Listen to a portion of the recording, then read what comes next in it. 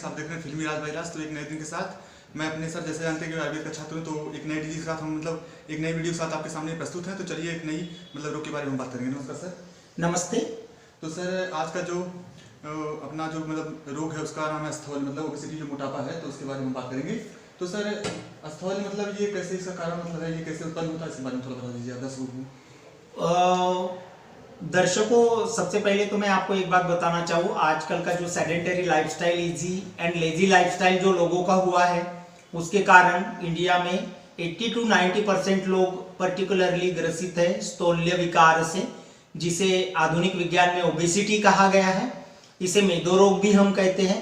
ये खान पान की गलत व्यवस्था के कारण उत्पन्न होता है।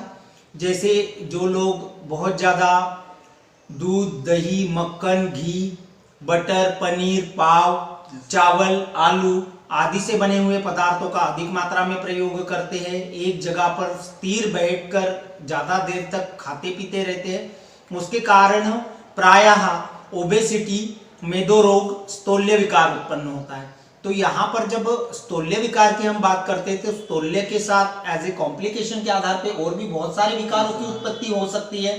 जैसे प्रमेय भी हो सकता है ना, तो हम इसको नेक्स्ट वीडियो से इसका वर्णन करेंगे सर। बिल्कुल बिल्कुल।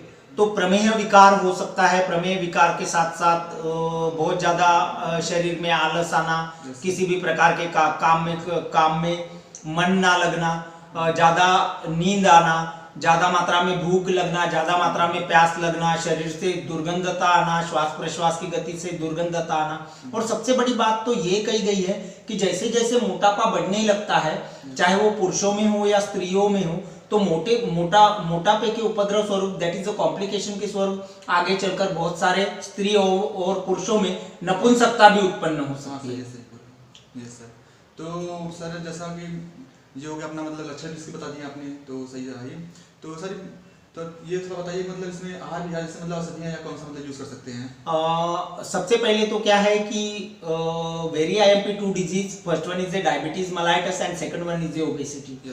इस दो प्रकार के पेशेंट में आपको हर्बल मेडिसिन के साथ साथ एक्सरसाइज और डाइट को कंट्रोल करना बहुत आवश्यक है। यहाँ पर डाइट की जब हम बात करते हैं तो डाइट खास करके जैसे ज्वार से बनी रोटी, बाजरे से बनी रोटी, मेथी का साग, लौकी, गर्म पानी में मधु मिलाकर पीना, एक्सरसाइज के आधार पे जैसे रनिंग है, स्कीपिंग है, साइकिलिंग है। तो जैसे मधु में भी पढ़ा हूं, जानते भी हैं, जैसे हम पढ़ते रहते हैं, तो सर मात्रा कितने लेकर कितनी बार लेना पड़ेगा।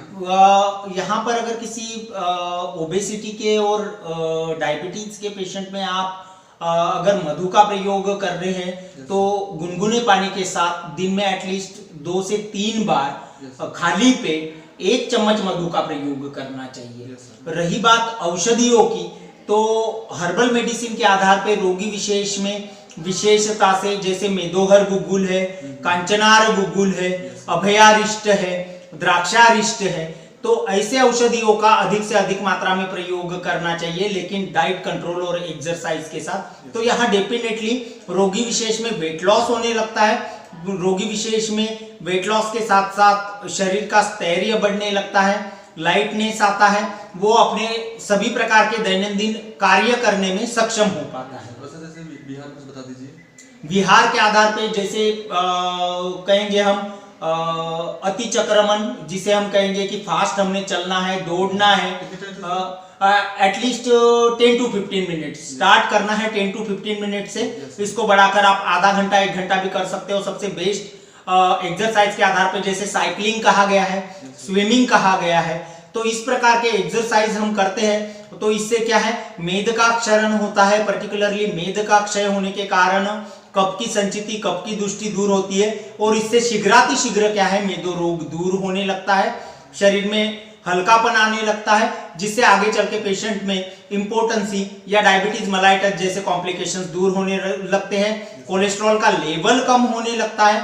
हाँ, कोलेस्ट्रॉल का लेवल कम होने के कारण अन्यत्र जो हार्मोनल डिजीजेज है, पर्टिकुलरली आजकल जो लड़कियों में पाए जाते हैं, वो भी कम होने लगते हैं। तो मेरा सबसे बताने का तात्पर्य ये है कि मेरा कुछ अपना आयुर्वेदिक का जो वो वो इंग्लिश मतलब मेडिसिन रहती है, एलोपैथिक में बता दीजिए कुछ जो एलोपैथी के मेडिसिन के आधार पे जैसे ओबेसिटी को कम करने के लिए किसी भी प्रकार के मेडिसिन का प्रयोग नहीं किया गया है। जैसे हार्मोन्स थेरेपी है, या आपने शायद सुना होगा दैट इज बेरियाट्रिक सर्जरी।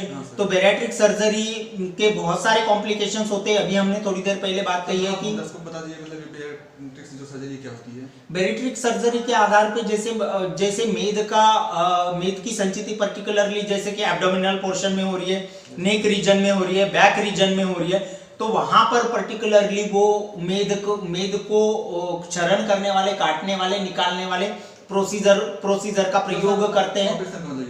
हाँ, तो इस प्रकार का ऑपरेशन जो है वो कॉम्प्लिकेटेड भी होता है। इससे बहुत सारे पेशेंट में आफ्टर सर्जरी कॉम्प्लिकेशन उत्पन्न भी हो सकते हैं और खर्चा भी बहुत होता है।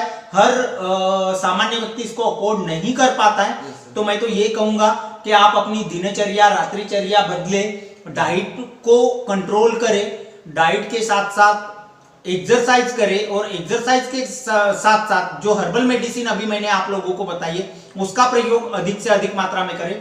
डेफिनेटली रोगी विशेष में मेदो रोग दूर होता है इससे।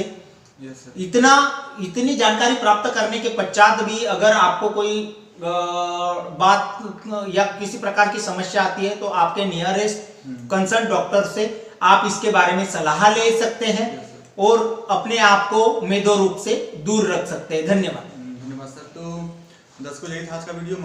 आशा करता हूँ आपको मेरा वीडियो अच्छा लगा हो। तो मिलते हैं नेक्स्ट वीडियो में। तो वैसे ही जानते हैं कि मैं मूवीज़ का रिव्यू तो बनाता रहता हूँ, तो आप सर के साथ में as a medical student Ayurveda का बनाते, तो मैं आपको नए नए रोग के बारे में बताऊँगा। तो आप वहाँ पे जाकर ज्ञान अपना रोग भी दूर कर सकते हैं। तो आपसे यही रिक्वेस्ट है कि आप मेरा वीडियो ऐसे देखते रहिए, सपोर्ट करते रहिए। बाकी मिलते हैं नेक्स्ट वीडियो। मुझे सब्सक्राइब भी कर सकते हैं आप लोग, दूसरों से शेयर भी कर सकते हैं। तो बाकी मिलते हैं नेक्स्ट वीडियो। तब तक के लिए बाय बाय, नमस्कार। नमस्ते।